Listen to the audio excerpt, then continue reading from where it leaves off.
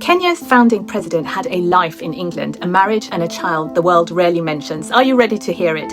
My name is Noreen and this is Real Africa Stories. You've heard the name Jomo Kenyatta 1,000 times, but there's one chapter of his life almost nobody talks about, and it starts in a quiet corner of Sussex during the Second World War. While the world remembers him as a nationalist leader, a freedom fighter, a president, most people don't know he once lived in England as a farm labourer. He was working in the fields, living in a tiny flat near Storrington, writing late at night, feeling cut off from home.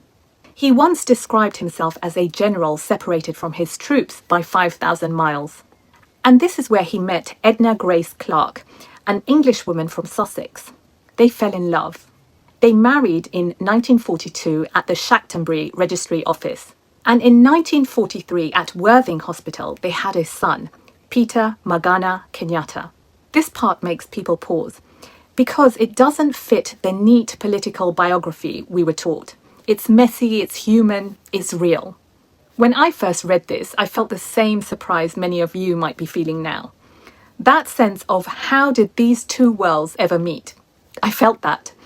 And what I found is that this story opens up everything people avoid when talking about colonial times: race, distance, belonging, and the choices people had to make. And here's the part that stays with you. When Kenyatta returned to Kenya in 1946, Edna didn't go with him. Sit with that for a moment. Some say it was politics. Some say she feared how a white woman would be received in colonial Kenya. Some say it's because Kenyatta still had obligations to his first wife, Grace Wahu.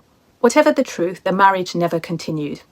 Edna raised Peter in the UK, quietly, far from the spotlight.